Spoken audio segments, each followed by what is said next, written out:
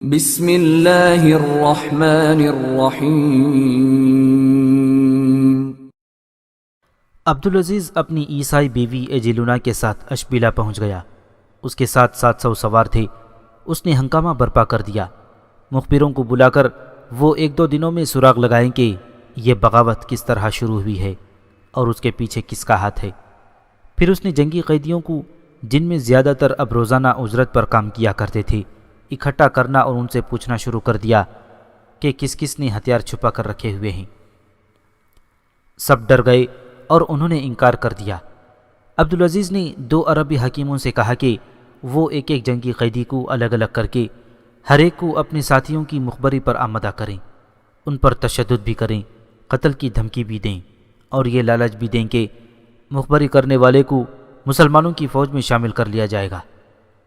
یہ طریقہ بہت حد تک کامیاب رہا۔ 4 آدمیوں کی نشاندہی ہو گئی، جن میں 3 عیسائی تھے اور 1 یہودی۔ ہتھیار ایک گرجے میں جمع کیے جا رہے تھے۔ ان 4 کو گرفتار کر لیا گیا۔ ان پر بہت تشدد کیا گیا کہ بتائیں کہ اس بغاوت میں اور کس کس کا ہاتھ ہے۔ انہوں نے 2 آدمیوں کی نشاندہی کی، انہیں بھی گرفتار کر لیا گیا۔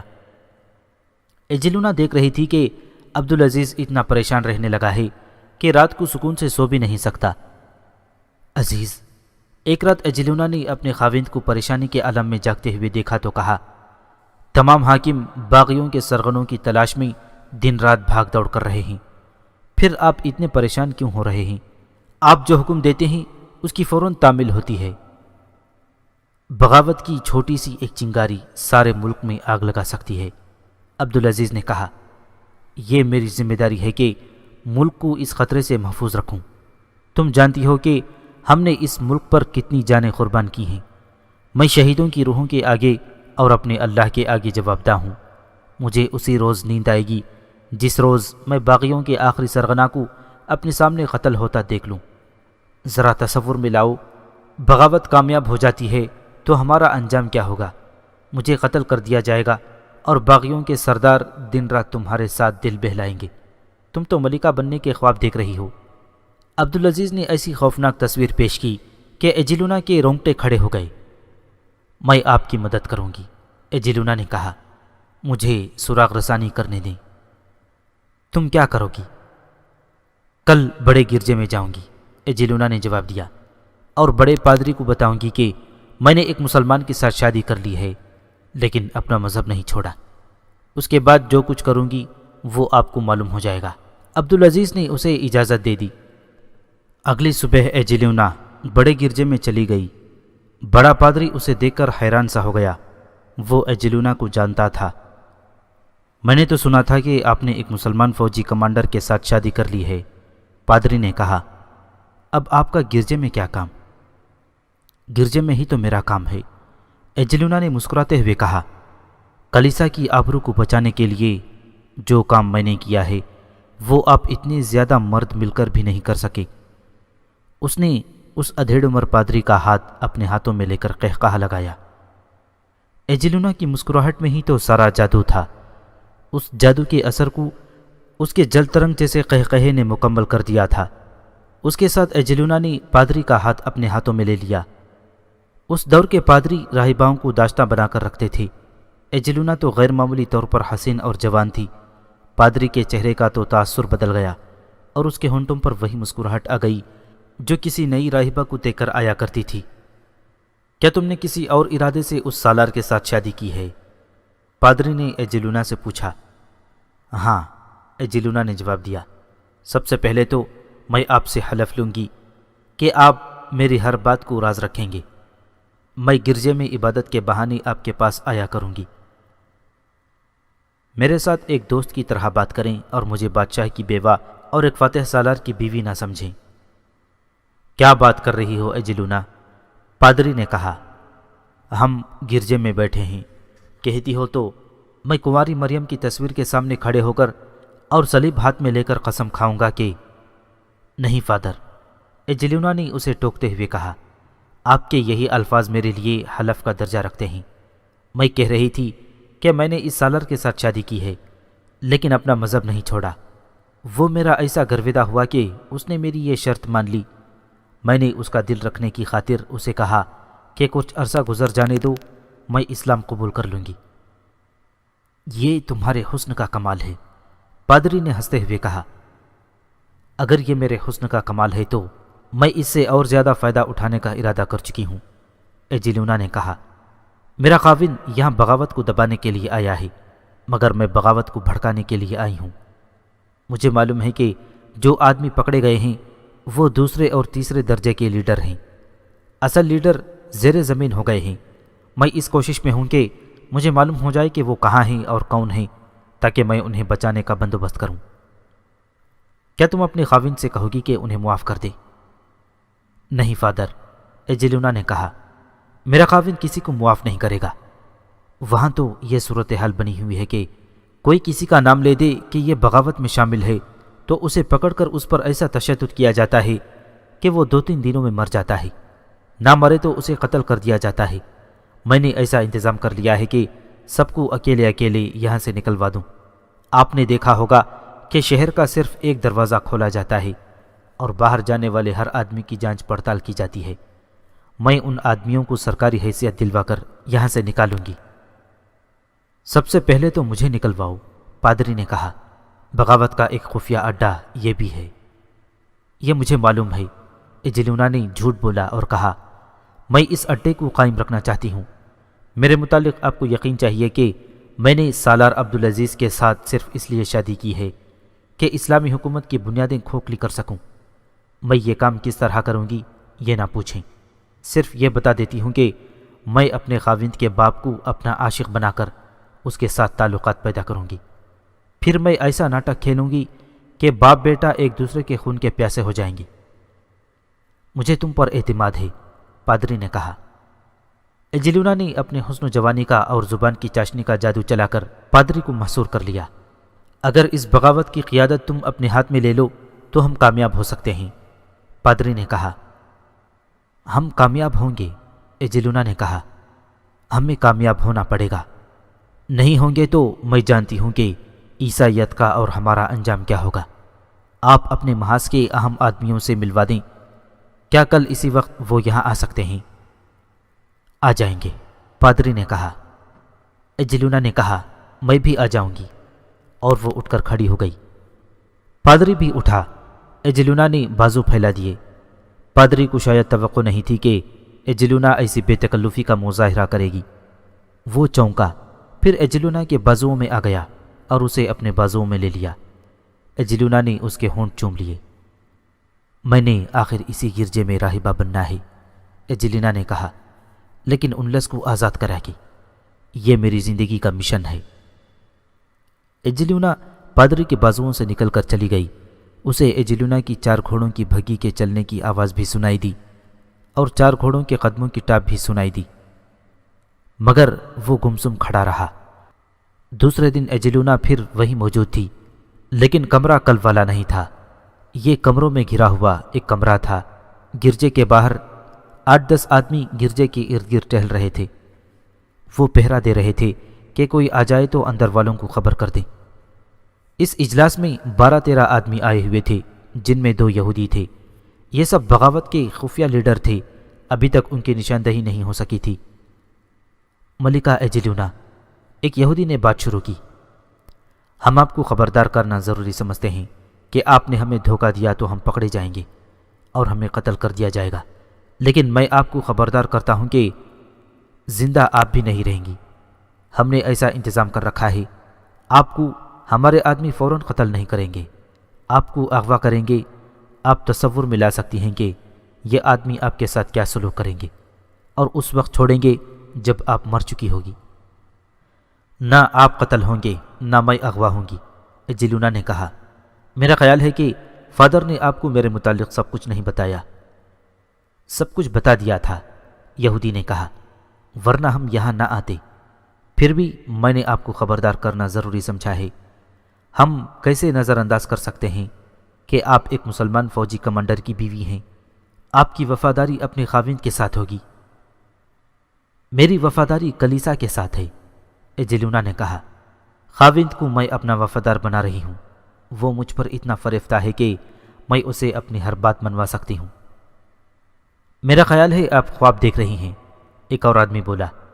تمہارا یہ خاوند کچھ دنوں بعد کوئی اور شہر یا کوئی اور ملک فتح کرے گا تو وہاں اسے آپ جیسی کوئی اور لڑکی پسند آئے گی تو وہ اس پر فریفتہ ہو جائے گا اور آپ اس کے لیے بیکار چیز بن کر رہ جائیں گی۔ وہ وقت آنے سے پہلے ہماری بغاوت کامیاب ہو چکی ہوگی۔ ایجلینا نے کہا، کیا آپ نہیں جانتے کہ ملاقہ اور غرناطہ میں بھی بغاوت شروع ہو گئی ہے؟ ہم نے اس باغیانہ رجحان کو اور زیادہ پھیلانا ہے۔ یہ آپ کا کام ہے۔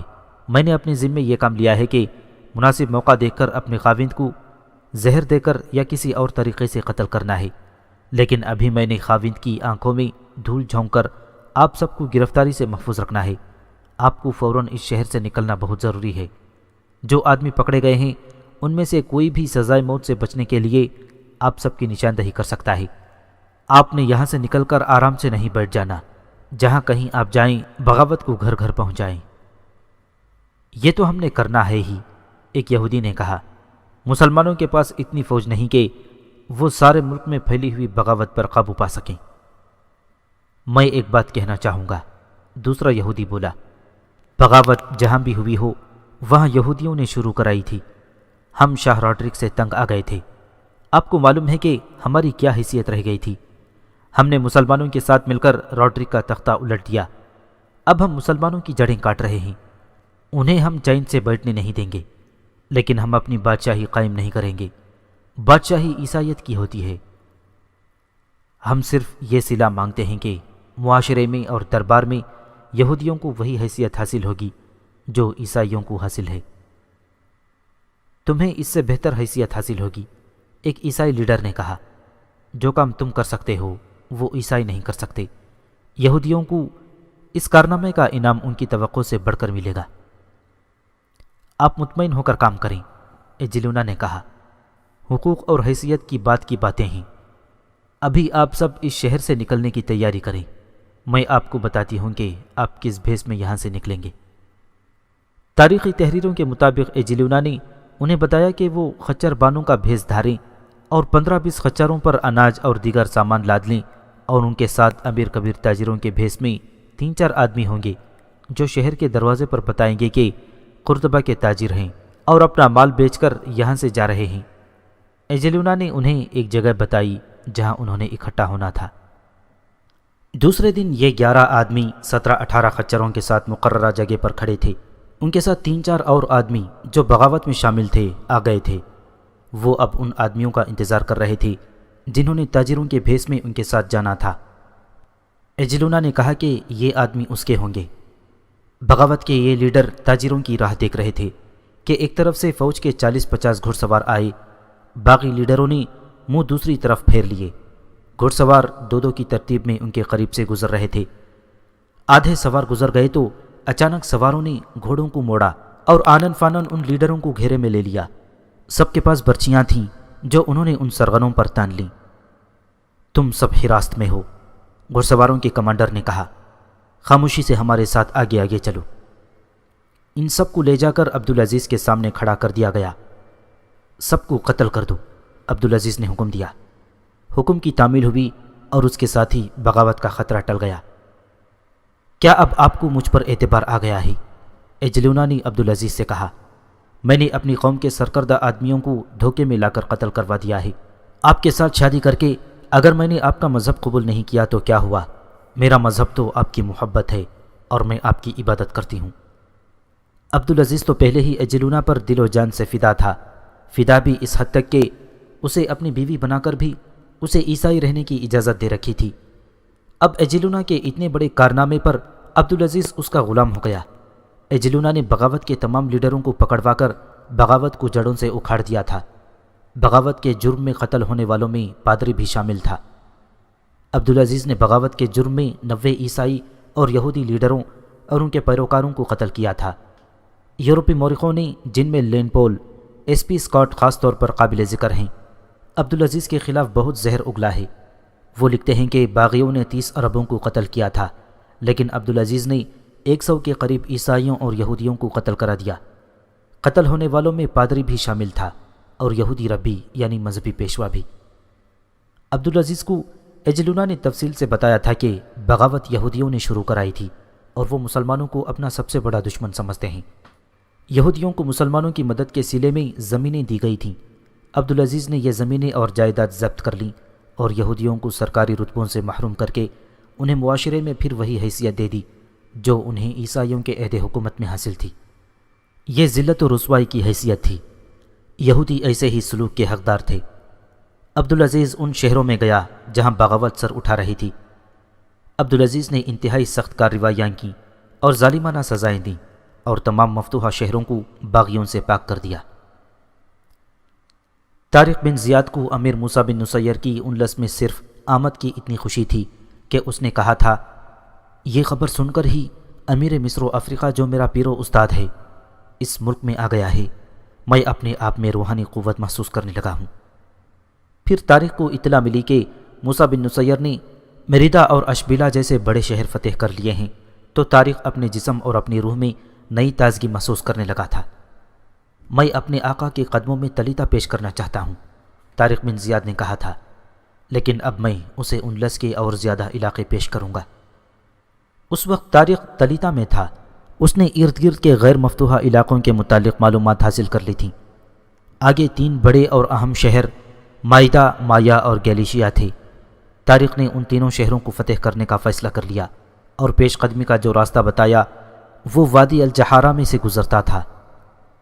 لیکن ابن زیاد، جولین نے اسے کہا، پیش قدمی کا جو راستہ تم نے منتخب کیا ہے یہ اتنا زیادہ دشوار گزار ہے کہ اس میں سے کوئی گزرتا ہی نہیں۔ تم اتنی فوج، اتنے گھوڑے اور اتنا زیادہ سامان اور رسد کیسے گزارو گے؟ تم نے اس وادی کے حسن کے چرچے سنے ہیں۔ میں جانتا ہوں آسان راستہ کون سا ہے، طارق بن زیاد نے کہا۔ کیا تم نہیں جانتے وہ راستہ کتنا لمبا ہے؟ میں سفر میں ہی اتنے زیادہ مہینے ضائع نہیں کر دینا چاہتا۔ وادی الجحارہ میں سے گزرنے میں نصف سے بھی کم عرصہ لگے گا۔ میرے بربروں کا لشکر اسی دشوار راستے سے گزرے گا۔ میں بہت سے علاقے فتح کر کے امیر موسیٰ بن نصیر سے ملنا چاہتا ہوں۔ میں اس سے یہ نہیں کہلوانا چاہتا کہ میں اس کے لیے آگے نہیں بڑھا تھا کہ آگے راستہ دشوار تھا اور میں آسان راستہ تلاش کرتا رہا ہوں۔ میرے محترم دوست، اوپاس نے کہا، یہ راستہ اتنا خطرناک ہے کہ آپ کی فوج کی کئی جانیں ضائع ہو جائیں گی اور یہ خطرہ بھی ہے کہ فوج راستے میں ہی پھنس کے رہ جائے گی۔ اوپاس، طارق بن زیاد نے کہا، وہ کون سا خطرہ ہے جو ہمارے سامنے نہیں آیا؟ وہ خطرہ کیا کم تھا کہ راڈرک 1 لاکھ کا لشکر لے کر آ گیا تھا جس میں آدھے گھوڑ سوار تھے۔ ہمارے پاس کیا تھا اوپاس؟ صرف 12,000 سوار کم، پیادے زیادہ۔ اور تمہیں معلوم ہے کہ تلیتا کی دفاع کی تفصیلات سن کر ہم سب سوچ میں پڑ گئے تھے اور میں نے کہا تھا کہ اس شہر کو لینا آسان نہیں ہوگا۔ اگر یہ سوچ کر ہم دور بیٹھے رہتے کہ ہم انسانوں کا اور قدرت کا بنایا ہوا اتنا مضبوط دفاع نہیں توڑ سکتے تو اس شہر میں ہم کبھی داخل نہ ہو سکتے۔ ہم آگے بڑھے تو شہر کے دروازے کھلے ہوئے ملے۔ ہم اللہ کو ماننے والے لوگ ہیں اوپاس، اللہ راستہ انہیں دیتا ہے جو بے خوف اس کے راستے پر چل پڑتے ہیں۔ جولین اور اوپاس طارق بن زیاد کے منہ کی طرف دیکھنے لگے جیسے انہیں شک ہو گیا ہو کہ طارق کا دماغی توازن بگڑ گیا ہے۔ طارق بن زیاد کا لشکر وادی الجحارہ میں داخل ہو گیا۔ جولین اور اوپاس اس کے ساتھ تھے۔ طارق نے تلیتا کے انتظامی امور کے لیے جو حاکم مقرر کیے تھے ان میں یہودی بھی تھے۔ طارق یہودیوں کو وہی اہمیت دے رہا تھا جو مسلمان حکام کو حاصل تھی۔ وہ بجا طور پر یہودیوں کو اپنا دوست اور بہی خواہ سمجھتا تھا۔ اسے ابھی معلوم نہیں ہوا تھا کہ یہودی اپنی اسلام دشمن اور فتنہ پرواز ذہنیت کے مظاہرے کرنے پر اتر آئے ہیں اور وہ بڑے بڑے شہروں میں بغاوت شروع کرا چکے ہیں۔ وادی الجحارہ میں داخل ہوئے تو عرب اور شمالی افریقہ کے ریگزاروں میں پل کر جوان ہونے والے مجاہدین کو یہ خطہ ارض جنت جیسا حسین یا بڑے ہی خوبصورت خواب جیسا دل فریب اور روح پرور لگا۔ ان کے تھکے ہوئے جسم تر و تازہ ہو گئے۔ گھوڑوں کی چال اور رفتار میں بھی شوخی آ گئی تھی۔ آگے گئے تو ایک ندی آ گئی۔ یہ گہری تو نہیں تھی، درمیان میں پانی کی گہرائی کمر تک تھی جس میں سے مجاہدین کے لیے گزرنا کوئی مشکل نہیں تھا، لیکن یہ پہاڑی ندی تھی اس لیے اس کا بہاؤ بہت تیز تھا، اتنا تیز کہ طاقتور مجاہدین کے لیے بھی پاؤں جمانا محال تھا۔ اس تیزی اور تندی کے علاوہ پانی اتنا یخ تھا کہ جسم اکڑتا ہوا محسوس ہوتا تھا۔ گھوڑے بھی ٹھٹرتے اور بدکتے تھے۔ سامان خچروں پر لدا ہوا تھا۔ بیل گاڑیاں اور گھوڑا گاڑیاں ساتھ نہیں لے جائی جا رہی تھیں، کیونکہ تاریخ کو بتایا گیا تھا کہ وادی کے اندر راستہ اتنا تنگ اور دشوار ہے کہ گاڑیاں نہیں گزر سکیں گی۔ 4 گھوڑ سوار آگے اور ایک دوسرے سے اتنا فاصلہ رکھ کر جا رہے تھے کہ ایک دوسرے کی پکار سن سکتے تھے۔ سب سے آگے والا سوار کوئی دشواری یا رکاوٹ دیکھتا تو بلند آواز سے پیچھے والے کو، اور پیچھے والا اپنے پیچھے والے کو خبردار کرتا، اور اس طرح سب سے آخر والا سوار لشکر کے ہراول تک اطلاع پہنچا دیتا کہ آگے کیا ہے اور کس طرف مڑنا ہے۔ ایک ندی میں سے گزرے تو بمشکل 2 میل چلے ہوں گے کہ ایک اور ندی آ گئی۔ مجاہدین کے کپڑے پہلی ندی کے بھیگے ہوئے تھے اور ابھی پانی ٹپکا رہے تھے کہ دوسری ندی آ گئی۔ یہ پہلی ندی جیسی تھی، کمر تک ہی گہری تھی، لیکن بہاؤ پہلی ندی کی نسبت زیادہ تھی۔ یہ ندی بھی لشکر نے ایک دوسرے کے ہاتھ پکڑ کر پار کی۔ گھوڑ سوار تو گھوڑوں کو ندی میں سے گزار کر لے گئے، لیکن خچروں کو گھسیٹ گھسیٹ کر اور دھکیل دھکیل کر ندی میں سے گزارا گیا۔ 4-5 خچریں ندی کے درمیان میں، جہاں پانی کا دباؤ بھی تیز تھا، قدم نہ جما سکے اور گر پڑیں۔ تیزوتن ندی نے انہیں سنبھلنے اور اٹھنے نہ دیا۔ کسی سالار نے دور سے کہا کہ انہیں چھوڑ دو، ان کے پیچھے نہ جانا، خود بھی بہہ جاؤ گے۔ الجہرہ کی وادی کے حسن نے پہلی 4 جانیں لے لیں۔ تاریخ کا لشکر جوں جوں آگے بڑھتا جا رہا تھا، وادی کا حسن پورا اسرار اور ڈراؤنا ہوتا جا رہا تھا۔ بعض جگہوں پر خاردار درخت تھے، بعض جگہوں پر تو یہ اتنے گنجان تھے کہ ان میں سے گزرنے کا راستہ نہیں ملتا تھا۔ ان درختوں نے سورج کی کرنوں اور تپش کو زمین تک پہنچنے سے روک رکھا تھا۔ زمین اتنی گیلی تھی کہ جگہ جگہ کیچڑ تھا، جس میں پیادوں کو چلنے میں بہت دشواری محسوس ہو رہی تھی۔ پورے 2 دن اس گھنے جنگل میں سے ہی گزرنے میں گزر گئے۔ میدانی علاقوں میں یہ لشکر 2 دنوں میں 40 سے 50 میل کا فاصلہ طے کر جایا کرتا تھا، لیکن اس جنگل میں 2 دن میں پورے 10 میل بھی فاصلہ نہیں ہوا تھا۔ ان 2 دنوں کے درمیان ایک رات پڑاؤ بھی کیا گیا۔ یہ صرف جنگل ہی نہیں تھا، بلکہ ٹیلے ٹیکریاں اور چٹانیں بھی تھیں، کھڈ بھی تھے اور نشیب بھی، جن میں گھاٹیاں اترتی اور چڑھتی تھیں۔ ان پر پھسلن تھی، گھوڑے تو پاؤں جما کر چلے جا رہے تھے۔ مشکل پیادوں کے لیے تھی، وہ ایک دوسرے کو پکڑ کر گھاٹیاں اترتے اور چڑھتے، گرتے اور اٹھتے تھے۔ سپہ سالار طارق بن زیاد انتہائی خطرناک دشواریوں میں اپنے لشکر کو ہی نہیں بلکہ امت رسول اللہ صلی اللہ علیہ وسلم کو نیا راستہ دکھا رہا تھا۔ وہ اپنے لشکر کے ساتھ خاموشی سے نہیں چلا جا رہا تھا، بلکہ وہ لشکر کے ہراول تک گھوڑا دوڑاتا جاتا اور وہاں سے لشکر کے آخر تک جاتا۔ وہ چلا چلا کر لشکر کا حوصلہ بڑھاتا تھا، تمہیں یہ دریا اور یہ ندیاں نہیں روک سکتیں، تم پہاڑوں کے جگر چاک کر سکتے ہو، اللہ تمہارے ساتھ ہے، منزل قریب ہے اللہ کے شیروں، تم جنت کے راستے پر جا رہے ہو، پورا انلس تمہارا ہے، انلس کے خزانے تمہارے ہیں، اللہ کو یاد کرتے ہوئے چلو۔ تاریخ کا انداز ایسا پرجوش تھا کہ اس دشوار اور جان لیوا کوچ کی صعوبتوں کے باوجود مجاہدین کے چہروں پر رونق اور ہونٹوں پر مسکراہٹ تھی۔ تاریخ کی حوصلہ افزا للکار کے جواب میں لشکر کی بار بار گرج سنائی دیتی تھی، ہم تمہارے ساتھ ہیں تاریخ، ہم تمہیں اللہ کے سامنے شرمسار نہیں ہونے دیں گے، اللہ اکبر، اللہ اکبر۔ اس کوچ کی تفصیلات پر جو تاریخ دانوں نے لکھی ہیں اتنی طویل ہیں کہ صرف اس کوچ پر اور راستے کی دشواریوں پر ہی ایک کتاب لکھی جا سکتی ہے۔ یہ ایک تاریخی کوچ تھا جس میں اگر ساری نہیں تو آدھی فوج کی تباہی کا خطرہ اور امکان موجود تھا۔ یہاں 2-3 حادثوں کا بیان کافی ہوگا۔ ایک ایسا علاقہ آ گیا جس کی زمین عجیب و غریب گھاس سے ڈھکی ہوئی تھی اور درخت نہیں تھے۔ تاریخوں کے مطابق یہ علاقہ کم و بیش 1 میل لمبا اور اتنا ہی چوڑا تھا۔ عجیب بات یہ تھی کہ اس 1 میل لمبے علاقے میں صرف گھاس تھی جو 1 فٹ سے 4 فٹ اونچی تھی۔ وہاں درخت اس علاقے کے ارد گرد تھے اور ارد گرد اونچی ٹیکریاں تھیں جو درختوں سے ڈھکی ہوئی تھیں۔ وہاں کوئی پگڈنڈی یا راستہ تو تھا نہیں، ہراول دستہ سیدھا اس اونچی گھاس میں داخل ہو گیا۔ یہ سب گھوڑ سوار تھے، وہ 6-6 7-7 کی صفوں میں جا رہے تھے۔ گھوڑوں کے قدموں سے گھاس میں سے پانی اچھلنے لگا۔ سواروں نے اتنے سے پانی کی پرواہ نہ کی اور بڑھتے چلے گئے۔ ان کے پیچھے پیادے بھی گھاس میں داخل ہو گئے اور پانی میں چلتے گئے۔ اچانک سب سے آگے جانے والے سواروں کا شور و غل سنائی دینے لگا اور ان میں بھگدڑ مچ گئی۔ وہ ذرا گہرے پانی میں چلے گئے تھے۔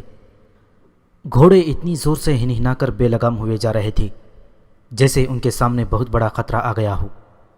وہ پیادے جو گھاس میں کچھ دور پیچھے کو بھاگے، ان میں سے کئی ایک گر پڑے۔ چند ایک کی چیخیں سنائی دیں اور ان کا بڑا بلند واویلا سنائی دیا، بچاؤ، ان بلاؤں سے بچاؤ۔ ان کے ساتھ 3-4 گھوڑ سوار تو ایسی بری طرح ہنہنائے جیسے ان پر درندوں نے حملہ کر دیا ہو۔ مگر مچھ ہیں، کوئی چلایا، بے شمار مگر مچھ ہیں۔ یہ اونچی گھاس دراصل پانی میں اگی ہوئی تھی، اور یہ گھاس نہیں تھی بلکہ پانی میں اگنے والے گھاس نما پودے تھے۔ یہ اتنے زیادہ تھے کہ ان کے نیچے پانی نظر ہی نہیں آتا تھا۔ آگے پانی گہرا تھا۔ جب سوار اور پیادے آگے گئے تو مگرمچھوں نے ان پر حملہ کر دیا۔ مگرمچھ ایسے ہی دلدلی اور جنگلاتی پانی میں پائے جاتے تھے۔ ان کی تعداد 150-200 تھی۔ انہوں نے چند ایک گھوڑوں کو اور چند ایک پیادوں کو پکڑ لیا اور گہرے پانی میں گھسیٹ کر لے گئے۔ باقی سب وہاں سے بھاگ آئے۔ راستہ بدل دیا گیا۔ لشکر پہاڑیوں کے اندر چلا گیا۔ اس وقت تک کئی پڑاؤ ہو چکے تھے۔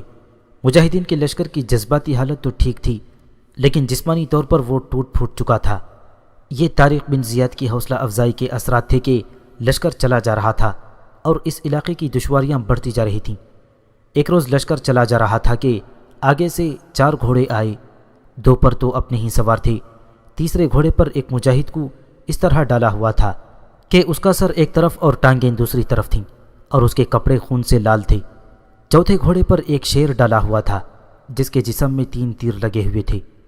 معلوم ہوا کہ یہ مجاہدین ہراول دستے سے بہت آگے جا رہے تھے کہ اچانک سب سے پہلے مجاہد پر اس شیر نے حملہ کر دیا۔ اس کا گھوڑا بھاگ کر اٹھا، لیکن شیر نے اس کا پیچھا نہ چھوڑا۔ گھوڑا اس قدر ڈرا ہوا بھاگ رہا تھا کہ یہ سوار گر پڑا۔ دوسرے مجاہدین نے شیر پر تیر چلائے، لیکن شیر نے مرتے مرتے اس مجاہد کو چیر پھاڑ ڈالا۔ اس جنگل میں جس میں معلوم ہوا تھا کہ یہ پہلے انسان تھے جو گزر رہے تھے، درندے بے دھڑک گھومتے پھرتے تھے، لیکن یہ بہت بڑا لشکر تھا، اس لیے درندے قریب نہیں آتے تھے۔ اس کے باوجود چند ایک خچریں اور گھوڑے درندوں کا شکار ہو گئے۔ مجاہدین کو خبردار کر دیا گیا کہ اکیلے وکیلے ادھر ادھر نہ جائیں۔ اس کوچ میں کم و بیش 1.5 مہینہ گزر چکا تھا، اور ابھی تک یہ خوفناک اور خوبصورت علاقہ ختم ہونے میں نہیں آ رہا تھا۔ تاریخ میں نمایاں ذکر ایک تنگ اور انتہائی بلند راستے کا ہے جو اب شروع ہو رہا ہے، یہاں تک کہ مجاہدین بالکل ہی شل ہو چکے تھے۔ یہ راستہ ایک پہاڑی کے ساتھ ساتھ گھومتا ہوا اوپر ہی اوپر چلا جا رہا تھا، اور اتنا تنگ ہوتا جا رہا تھا کہ ایک آدمی یا ایک گھوڑا گزر سکتا تھا۔ لشکر اس راستے پر چلتا رہا۔ 2-3 خچریں پھسل کر لڑکتی ہوئی بہت دور جا پڑیں۔ نیچے گہری کھائیاں تھیں، انہیں بچایا نہیں جا سکتا تھا۔ آخر کچھ اس طرح ہوا کہ پہاڑ ایک طرف ہٹ گیا اور دیوار کی طرح ایک پہاڑ شروع ہو گیا جو بہت ہی بلند تھا۔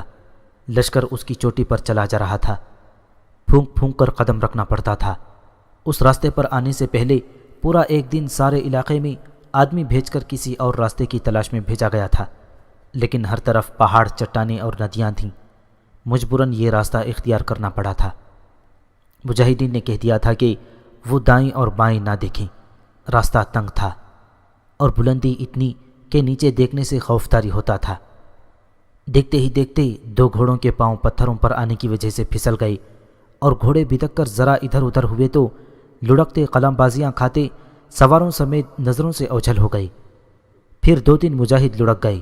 ان کی چیخیں اور واویلا سنائی دیتا رہا جو دور ہی دور ہٹتا گیا۔ پھر اس خوفناک وادی میں خاموشی چھا گئی۔ تقریباً ہر مورخ نے اس راستے کا ذکر خاص طور پر کیا ہے اور لکھا ہے کہ یہ طارق بن زیاد ہی تھا جس نے اتنا بڑا خطرہ مول لے کر لشکر کو اس راستے پر ڈال دیا تھا۔ اگر وہ لشکر کو اس راستے سے گزرنے کے طریقے اور احتیاطی تدابیر ساتھ ساتھ نہ بتاتا رہتا تو لشکر کے کئی گھوڑے اور آدمی ضائع ہو جاتے۔ یہ تنگ اور بہت ہی بلند راستہ 2 دنوں میں طے ہوا۔ رات کے وقت بھی لشکر کو چلتا رکھا گیا۔ وہاں رکنا خودکشی کے برابر تھا۔ اگر رک جاتے تو تھکن سے غنودگی طاری ہو جاتی، اور یہ غنودگی مجاہدین کو اوپر سے نیچے لٹکا دیتی اور وہ سیدھے موت کے منہ میں جاتے۔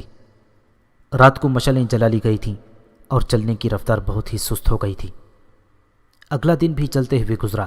راستہ اور زیادہ تنگ اور بلند ہوتا جا رہا تھا۔ لشکر کی اب کیفیت جیسے مجاہدین خواب میں چل رہے ہوں۔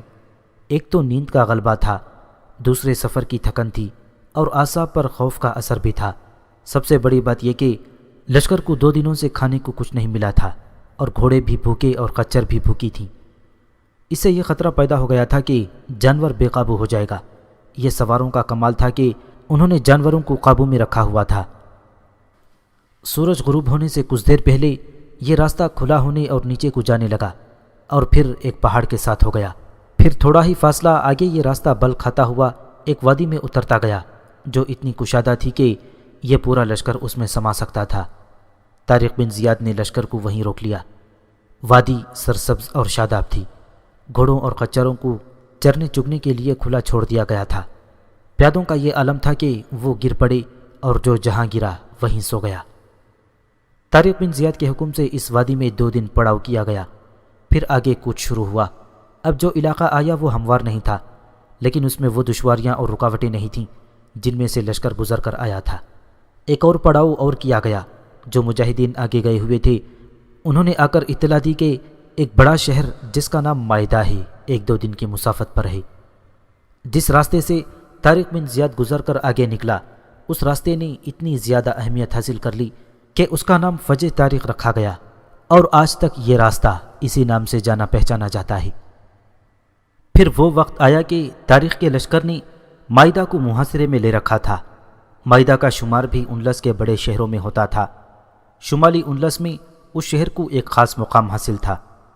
شہر پناہ پر تیر انداز اور برچھی باز کھڑے تھے اور وہ مسلمانوں کو للکار رہے تھے۔ یوں معلوم ہوتا تھا جیسے وہ اس شہر پر جانیں قربان کر دیں گے۔ طارق بن زیاد شہروں کے چاروں طرف گھوڑا دوڑاتا پھر رہا تھا۔ دیوار ہر طرف سے مضبوط لگتی تھی اور صاف پتہ چلتا تھا کہ یہاں کے لوگوں کے دل بھی اس دیوار کے پتھروں کی طرح مضبوط تھے۔ طارق نے وہاں کی زبان میں اعلان کرایا کہ تمہارے لیے بہتر یہ ہے کہ شہر کے دروازے کھول دو۔ اگر دروازے تم نے کھول دیے تو ہم تمہیں دوست سمجھیں گے اور تم سے کوئی تاوان اور جزیہ وصول نہیں کیا جائے گا۔ اگر دروازے ہم نے اپنی ہمت سے کھولے تو پھر تمہارے ساتھ وہ سلوک ہوگا جو دشمن کے ساتھ کیا کرتا ہے۔ اس اعلان کے جواب میں دیوار کے اوپر سے تیر برسنے لگے اور اس کے ساتھ یہ للکار کہ دروازے اپنی ہمت سے توڑ لو۔ طارق نے دروازوں پر حملے کا حکم دے دیا۔ دن بھر حملے ہوتے رہے لیکن کچھ نتیجہ برآمد نہ ہوا۔ اگلی صبح پھر وہی کچھ تو خون ہونا تھا، لیکن شہر کا صدر دروازہ کھلا اور 4 گھڑ سوار باہر نکلے۔ ایک گھڑ سوار کے ہاتھ میں سفید جھنڈا تھا۔ انہوں نے قریب آ کر پوچھا کہ تمہارا سپہ سالار کہاں ہے؟ ہم صلح کی بات کرنے آئے ہیں۔ انہیں طارق بن زیاد تک پہنچا دیا گیا۔ صلح کے لیے آنے والا قلعے دار خود تھا۔ اے سپہ سالار، قلعے دار نے پوچھا، کیا یہ صحیح ہے کہ تو وادی الجحرہ سے اپنے لشکر کو گزار لایا ہے؟ کیوں؟ طارق بن زیاد نے مسکرا کر پوچھا، کیا تو حیران ہو رہا ہے کہ میں اس وادی میں سے گزر کر آ رہا ہوں؟ ہاں، میں ہی نہیں، جو سنے گا وہ حیران ہوگا۔ اس وادی میں سے وہی گزر سکتا ہے جو جنات میں سے ہو یا کسی کی بدروح ہو۔ کوئی انسان زندہ و سلامت اس وادی میں سے نہیں گزر سکتا۔ ہم لوگ کئی مہینوں کی مسافت قبول کر لیتے ہیں لیکن اس وادی میں سے نہیں گزرتے۔ دیکھ لے میرے دوست، طارق بن زیاد نے کہا، میں اپنے لشکر کے ساتھ تیرے سامنے زندہ و سلامت موجود ہوں۔ اب یہ سوچ لے کہ جو شخص اپنے لشکر کو جنات اور بدروحوں کی وادی میں سے زندہ نکال لایا ہے اس کے لیے اس شہر کے دروازے کھلوانا کوئی مشکل کام نہیں۔ ہاں، اگر تو انسانوں کی خون ریزی میں خوش ہے تو میں تمہاری یہ خواہش پوری کر دوں گا، لیکن یہ بھی سوچ لے کہ پھر تو زندہ نہیں رہے گا اور اس شہر کی فوج اور شہریوں کو بہت زیادہ تاوان اور جزیہ دینا پڑے گا۔ میں خون ریزی نہیں چاہتا، قلعے دار نے کہا۔ میں تسلیم کرتا ہوں کہ جو شخص وادی الجحرہ سے گزر آیا ہے اس کے لیے کچھ بھی ناممکن نہیں۔ ہم صلح کی شرطیں طے کرنے آئے ہیں۔ ہاں، طارق بن زیاد نے کہا، اپنی شرطیں بتاؤ۔ ہمیں شہریوں کے جان و مال اور عزت و آبرو کی ضمانت چاہیے، لوگوں کے گھروں پر لوٹ مار نہ ہو۔ یہ شرطیں تمہاری نہیں، طارق بن زیاد نے کہا، یہ شرطیں اس عظیم مذہب کی ہیں جو ہم اپنے ساتھ لائے ہیں۔ ہم یہاں لوٹ مار کرنے اور نہتے لوگوں کی عزتوں پر حملہ کرنے نہیں آئے۔ ہم انسانوں کو وہ حقوق دلانے آئے ہیں جو انسان کو اللہ نے دیے ہیں۔ جاؤ اور شہر کے دروازے کھول دو۔ اس طرح طارق بن زیاد کو مائدہ کا شہر خون کا ایک قطرہ بھی بہائے بغیر مل گیا۔ اس شہر کا نظم و نسق حکام کے حوالے کر کے طارق بن زیاد گلیشیا پہنچا۔ یہ مائدہ سے ذرا چھوٹا شہر تھا جو تھوڑی سی کاوش سے فتح ہو گیا۔ ایسے ہی طارق بن زیاد نے ایک اور شہر تلویرہ فتح کر لیا۔ یہ 714 عیسوی کا واقعہ ہے۔ طارق نے مجاہدین کو ذرا لمبا عرصہ آرام دینے کا فیصلہ کیا۔ ایک مسلمان تاریخ دان ابن القوطیہ نے لکھا ہے کہ طارق بن زیاد جو پختہ کار اور حقیقت پسند سپہ سالار تھا، کبھی کبھی بچوں جیسی حرکتیں کرنے لگتا تھا۔ ایک روز اس نے ہنستے ہوئے کہا کہ وہ تحفے میرے سامنے رکھو جو میں نے اکٹھے کیے ہیں۔ یہ سارا سامان خچروں پر لدا ہوا ساتھ آیا تھا۔ فوراً ہی اس کے سامنے قرینے سے رکھ دیا گیا۔ یہ بہت ہی قیمتی اشیاء تھیں۔ سب سے زیادہ قیمتی وہ میز تھی جو حضرت سلیمان علیہ السلام کی بتائی گئی تھی۔ یہ میں اپنے امیر المؤمنین ولید بن عبد الملک کو پیش کروں گا، اس نے بچوں کی سی شوخی سے کہا۔ امیر المؤمنین کے لیے سب سے زیادہ قیمتی اور خوبصورت تحفہ تو انلس ہے، ایک سالار نے کہا۔ انلس تو میں نے اللہ کے حضور پیش کر دیا ہے، طارق نے کہا۔